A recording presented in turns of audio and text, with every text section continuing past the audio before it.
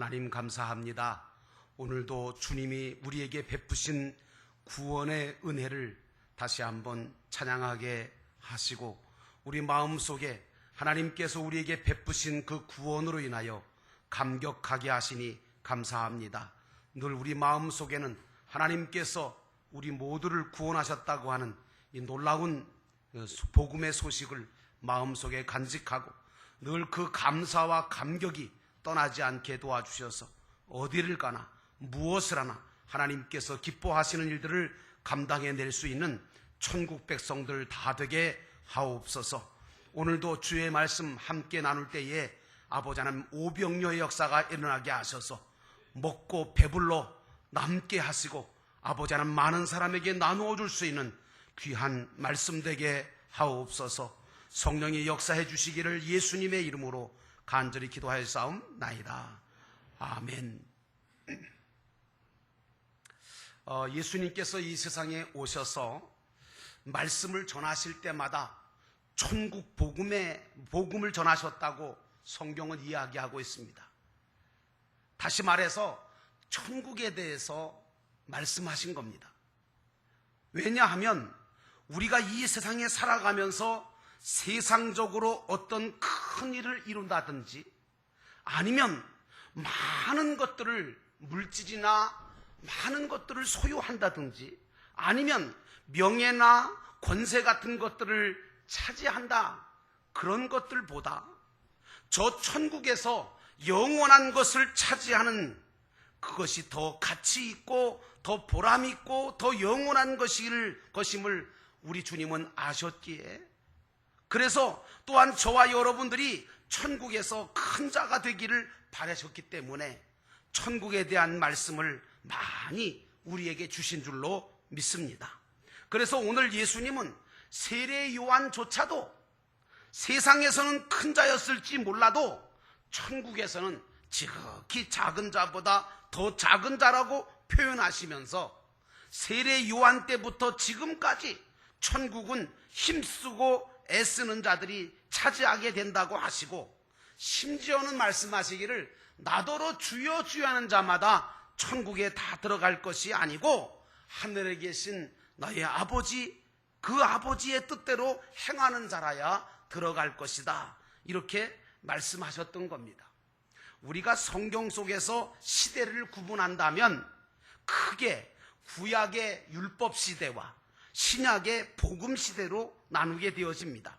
그런데 이 구약의 율법 시대 때에는 선지자들과 모세가 율법을 지켜야만 하나님의 백성이 되고 하늘나라에 들어갈 수 있다고 가르쳤는데, 예수님께서 오셔서 뭐라고 하시느냐 하면 너희가 하나님 아버지께로 가려면 하늘나라에 들어가기 위해서는 복음이신 예수 그리스도 당신을 영접해야 되고 믿어야만 구원을 받고 하늘나라에 들어갈 수가 있지, 율법을 믿는다고 해서 율법을 행한다고 해서 하늘나라에 들어갈 수 있는 것은 아니라고 말씀을 하시는 거예요. 여러분, 그러니까 어떻게 되겠어요? 그때까지 들었던 모든 사람들이 다 혼란스러운 거예요. 그리고 마음속에 의문이 생기기 시작했어요. 야, 그렇다면 율법은 필요 없다는 얘기냐?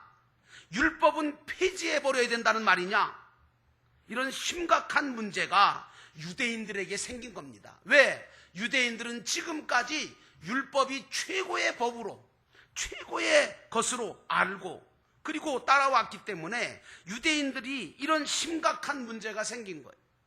예수님께서 이런 오해를 풀어주시기 위해서 마태복음 5장 17절에 뭐라고 말씀하시느냐 하면, 내가 율법이나 예언자들의 말을 폐하러 온 줄로 생각하지 말아라. 폐하러 온 것이 아니라 완성시켜 주러 왔다, 이렇게 말씀을 하셨습니다. 여러분, 이 말씀은 바로 율법의 말씀이나 예언자들의 말씀이 이제 말씀이 육신이 돼서 이 땅에 오신 예수 그리스도께서 오심으로 하여 다 없어지고 필요 없는 것이 되는 것이 아니라 오히려 온전하게 되고 완전하게 되고 쓸모있게 되어진다고 하는 그 말씀을 주시고 있는 겁니다. 여러분도 아시겠지만 이 세상에는 수많은 나라들이 있습니다. 그런데 그 어느 나라든지 마찬가지인데요. 어느 나라든 어느 정권이든 정권이 바뀌거나 아니면 나라가 새롭게 만들어지면 개혁을 부르짖는, 그런 개혁을 부르짖지 않는 나라는 한 나라도 없어요.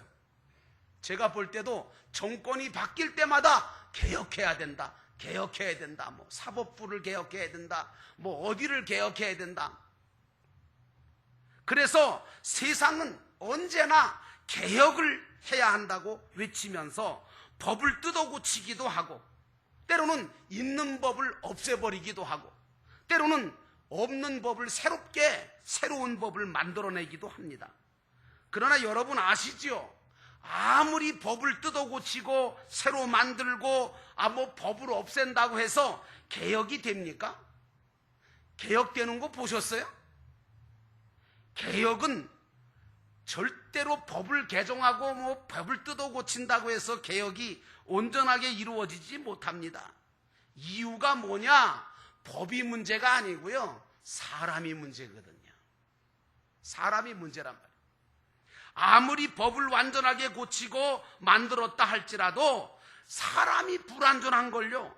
그리고 또 그 불완전한 사람이 바뀌지 않는 한 그 법은 또 언젠가는 그 사람에 의해서 바뀌어지거나 고쳐지거나 없애지게 될 텐데요. 여러분도 아시겠지만 세례 요한이 많은 무리들이 자기를 쫓으니까 그 군중들의 힘을 모아서 법을 가지고 헤롯 왕을 향하여 잘못된 점을 지적하면서 개혁을 해보려고 했던 거예요. 요즘 말로 말하면 정치개혁이죠. 그런데 어떻게 됐습니까, 여러분? 오히려 세례 요한이 잡혔어요. 옥에 갇혔어요. 그리고 결국에는 힘없이 그냥 죽음을 당하고 말았잖아요. 이게 바로 세상인 거죠. 변할 것 같지만 안 변하는 겁니다. 그러므로 여러분, 법을 가지고 개혁을 한다든지 온전케 하는 역사는요, 결코 일어나기 힘든 겁니다. 자, 그렇다면 법은 그러면 있으나 마나 한 거 아니냐 하고 법을 무시하거나 아니면 법은 지키지 않아도 되겠다, 법을 지키지 않고 살아도 된다, 그런 말씀입니까? 그건 또 아닙니다. 예수님도 세상 법을 무시하는 것은 용납하지 않으셨어요. 다만 이 세상의 법은 이처럼 불완전하다 하는 사실을 우리에게 알게 해주시는 거지요. 그런데 율법도 마찬가지인 거예요. 여러분, 구약시대에 시내산에서 주어졌던 율법, 그 율법이 많은 세월을 지나오면서 이스라엘이 가나안을 땅을 향하여 가는 바른 길로 인도하기도 하고, 때로는 하나님 앞에 거룩하게 순종하면서 그 말씀대로 살아가면 하나님께서 복을 주시기도 하고, 그런 율법의 역할을 충실하게 했어요. 그런데 수많은 사람들의 손에 의해서 수많은 세월 동안에 훼손되고 이걸 잘못 사용하는 사람들이 나타나고, 이러다 보니까 본래 율법을 주셨던 하나님의 뜻을 잃어버리게 됐다는 거죠. 예를 들어서 하나님께서 율법을 만들어서 백성들한테 주실 때는요, 그 법을 가지고 남을 찌르거나 남을 정죄하거나 남을 죽이라고 주시지 않았어요. 하나님이 주신 이 율법의 근본 목적과 정신은 뭐였냐면요, 4가지입니다. 첫째는 뭐냐? 사랑. 두 번째는 뭐냐? 긍휼. 세 번째는 뭐냐? 자비. 그 다음에 4번째는 뭐냐? 구원이었어요. 그러니까 하나님이 율법을 주신 근본 목적과 정신은 사랑과 긍휼과 자비와 구원이었는데, 이런 율법의 정신은 어느새 다 사라져버리고 그저 율법 자체만 가지고 율법을 지켰느냐 안 지켰느냐, 이게 맞냐 안 맞냐, 그 말씀으로 말미암아 서로 정죄하려고 하고, 그 말씀으로 남의 잘못만 찾아냄으로 말미암아 오히려 사람을 살리는 게 아니라 죽이는 율법으로 만들고, 다른 사람들에게 고통을 주는 그런 법으로 타락하게 된 거예요. 세상법도 마찬가지예요, 여러분. 세상법도 법에는 눈물이 있다 그러잖아요. 세상법도 사랑과 긍휼과 자비와 구원이 없으면요, 그 세상법이 얼마나 무서운데요. 죄도 안 진 사람 죄 졌다 그러고 죽여버려요. 누명 쓰이는 거요? 얼마나 쉬운데요. 세상법에 사랑과 긍휼과 자비와 구원이 없으면 서로 죽이고 그거 가지고 상하게 만들고 아프게 만들고 얼검해서 상대방을 망하게 만드는 게 세상법이잖아요. 다 알잖아요, 여러분. 교회법도 마찬가지입니다. 교회법도요, 사랑과 긍휼과 자비와 구원이 없으면요, 법 가지고만 따지고 법 가지고만 판단하고 누가 틀렸니 누가 맞니 하고 정죄하고 그리고 그 법으로만 모든 것들을 운영하려고 하면요, 교회 안에는 은혜가 싹 사라지고요, 사랑이 다 식어버리고요, 남아있을 사람 아마 한 사람도 없을걸요. 예수님 당시에 바리새인들하고 서기관들하고 율법사가 있었는데, 이 사람들이 뭘 가지고 행세했느냐 하면 바로 율법을 가지고 행세한 거예요. 이걸 가지고 어떻게 했느냐, 자기 자신을 때려서 자기 자신을 죽이고 자기 자신을 고치는 게 아니라 이 율법을 공부해 가지고 다른 사람을 공격하는 거예요. 어떤 사람은 성경 공부해서 다른 사람을 비판하잖아요. 이 사람 망할 사람입니다. 여러분, 율법 가지고 이 서기관들과 율법사들과 바리새인들은 다른 사람을 공격하고 비판하고 정죄하기만 했어요. 그러니까 그들 속에는 전혀 사랑이 없죠. 긍휼이요? 요만큼도 없어요. 자비도 없어요. 구원하려고 하는 마음이 있을까요? 없어요. 그러다 보니까 예수님께서 보실 때에, 진리이신 예수님께서 보실 때 책망의 대상이 될 수밖에 없었던 거예요. 오늘 우리에게 사랑과 긍휼과 자비와 구원을 베푸려고 하는 그런 마음이 없으면 오늘 우리도 주님에게 책망받게 될 것입니다. 그러므로 사랑하는 성도 여러분, 사랑과 긍휼과 자비와 구원을 베푸시는 분이 누굽니까? 바로 우리가 믿는 예수 그리스도이신 줄로 믿습니다. 그러므로 저와 여러분들 마음속에는 어떤 마음이 있어야 합니까? 예수 그리스도의 마음이 있어야 될 줄로 믿습니다. 사랑하는 마음이 되어야 될 줄로 믿습니다. 긍휼히 여기는 마음이 있어야 합니다. 자비를 베풀려고 하는 마음이 있어야 되고 구원을 시키려고 하는 마음이 있어야 합니다. 이것이 믿는 자입니다. 천국은 바로 이런 예수 그리스도를 믿는 믿음을 통해서 이루어갈 수가 있고, 이런 예수님의 마음을 소유했을 때 천국을 차지하게 되는 그런 영광이 우리에게 주어지는 것입니다. 그런데 믿는 사람들이 모인 곳에 이런 사랑과 긍휼과 자비와 구원을 베풀고자 하는 마음이 없이 자꾸 별것도 아닌 것 가지고 율법적으로 따지고, 이게 틀렸니 이게 맞니 너는 왜 그러니 하고 판단하고 따지고 정죄하고 지적을 하게 되면 점점 신앙이 사라지죠. 믿음 사라지죠. 소망 사라지죠. 사랑이 식어지죠. 점점 관계가 깨어져 나가게 되고 하늘나라 천국도 깨져나가게 되지 않습니까? 그래서 결국에는 천국을 소유하게 되거나 차지하지 못하게 되는 그런 안타까운 모습들이 우리 주변에 얼마나 많은지 몰라요.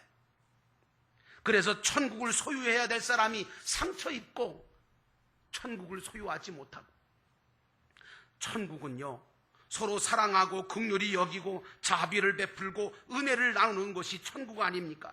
그러므로 이런 천국을 차지해 가기 원하는 자들은 서로 뜨겁게 사랑하고 서로 긍휼히 여기고 자비를 베풀고 구원의 은혜를 나누는 예수 그리스도의 삶을 나누어야 될 줄로 믿습니다. 오늘 본문에 예수님께서 천국은 침노를 당하노니 침노하는 자가 빼앗는다 라고 말씀하셨는데, 이걸 세번역 성경에 보니까요, 하늘나라는 힘을 떨치고 있다, 그리고 힘을 쓰는 사람들이 그것을 차지한다고 돼 있더라고요.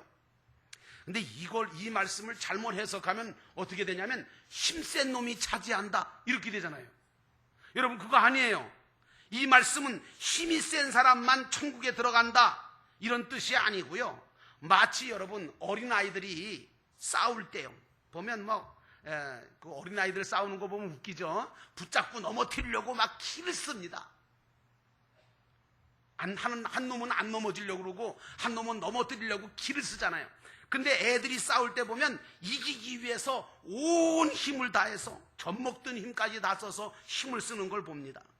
여러분, 마찬가지로 우리도 하늘나라를 차지하기 위해서 온 힘을 다해서 기울여야 된다고 하는 뜻으로 오늘 예수님께서 말씀하신 겁니다. 사도 바울은 빌립보서 3장 20절에 우리의 시민권은 하늘에 있다고 말하고 있습니다.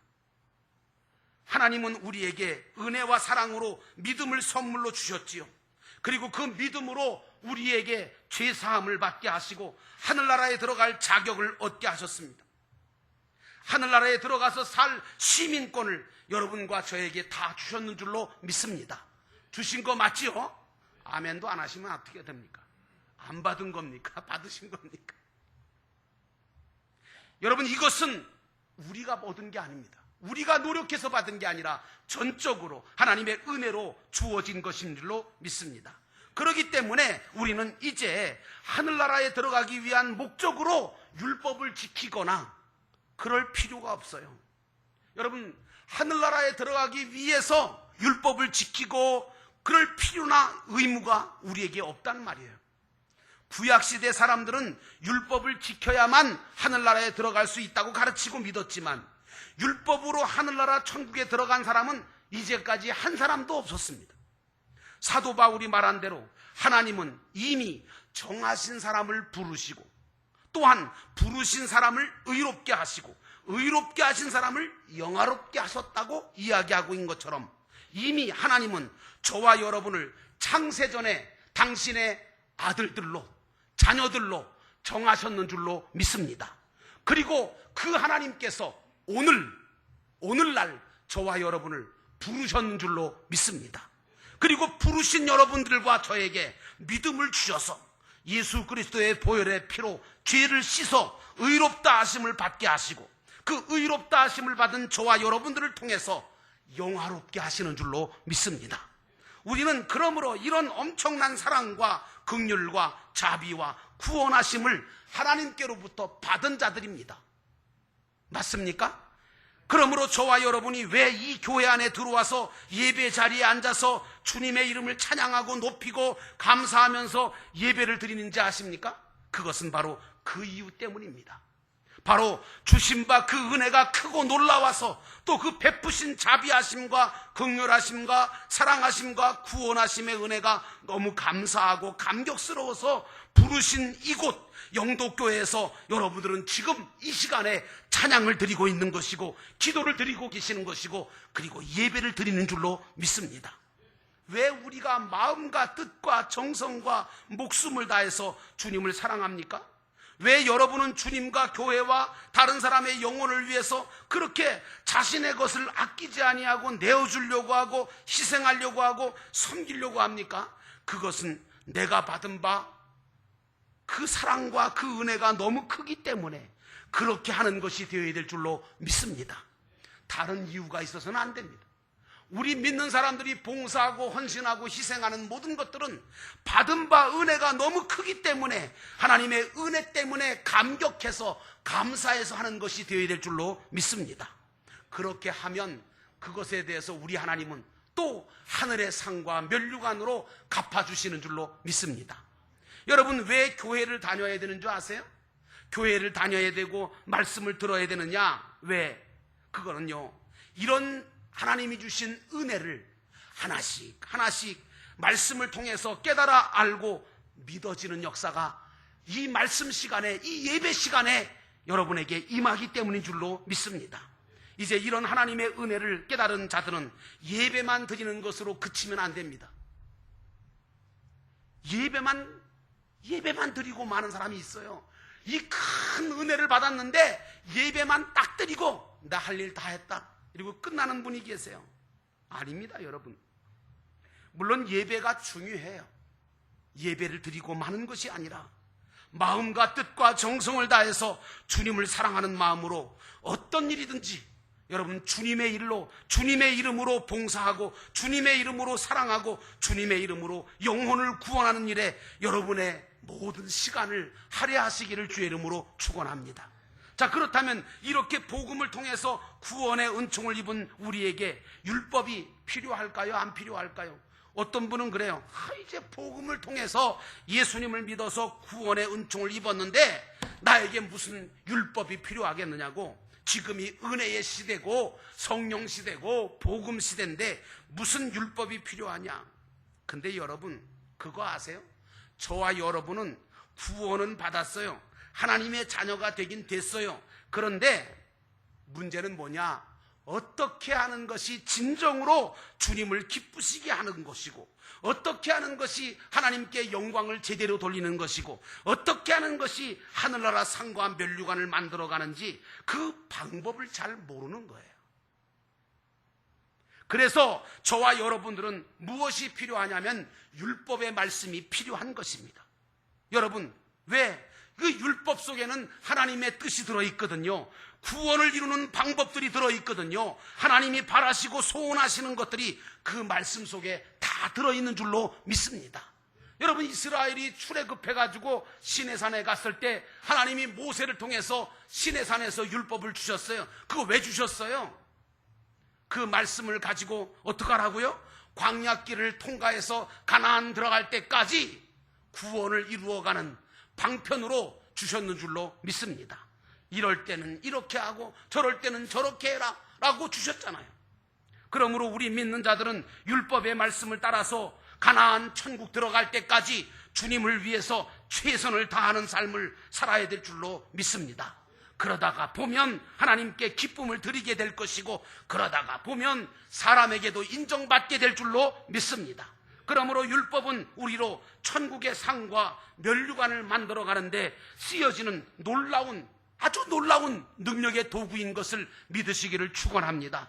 그러므로 하나님의 율법의 말씀을 도외시하지 말고 무시하지 말고 하나님의 율법 속에서 하나님께서 이루라고 하는 것들을 이루어 가시기를 주의 이름으로 축원합니다. 어떤 사람은요, 하늘의 시민권도 갖고 있고요, 구원의 은총도 입었는데 전혀 하나님의 말씀대로, 하나님께서 이렇게 하라 이렇게 하지 마라 하는 그 율법의 말씀대로 살지를 않고 자기 중심대로 살고 자기 멋대로, 자기 뜻대로, 자기 생각대로, 자기 주관대로만 살아.